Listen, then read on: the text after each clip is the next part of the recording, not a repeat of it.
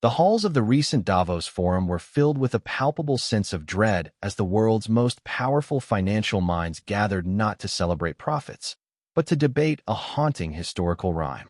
Leaders from BlackRock, Citadel, and the European Central Bank shifted their focus away from traditional growth talk to a more somber question. Is the 2020s becoming a mirror image of the 1920s? The similarities between the decade preceding the Great Depression and our current era are becoming too significant to ignore.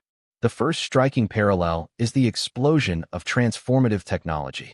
A century ago, the world was captivated by the rapid adoption of electricity, assembly lines, and the radio. In less than a decade, radio ownership in American households jumped from near zero to over 35%. Today, artificial intelligence has taken that mantle.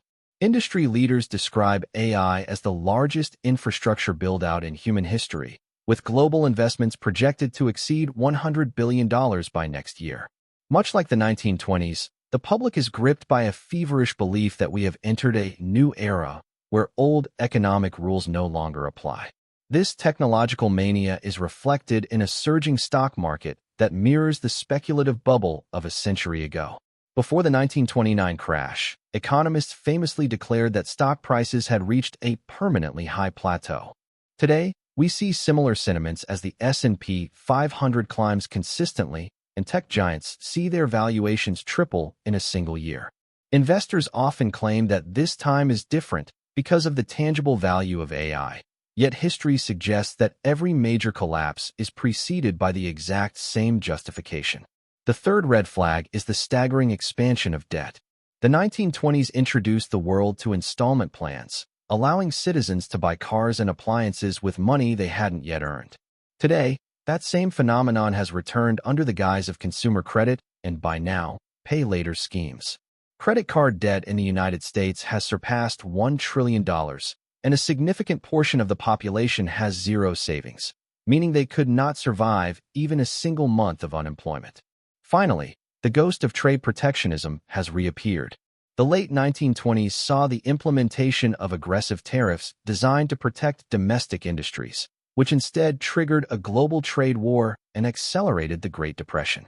We are currently witnessing a resurgence of similar tariff-heavy policies and a retreat from globalization, creating a volatile environment where economic shocks can spread rapidly across borders. If these patterns continue to hold, the consequences could be devastating.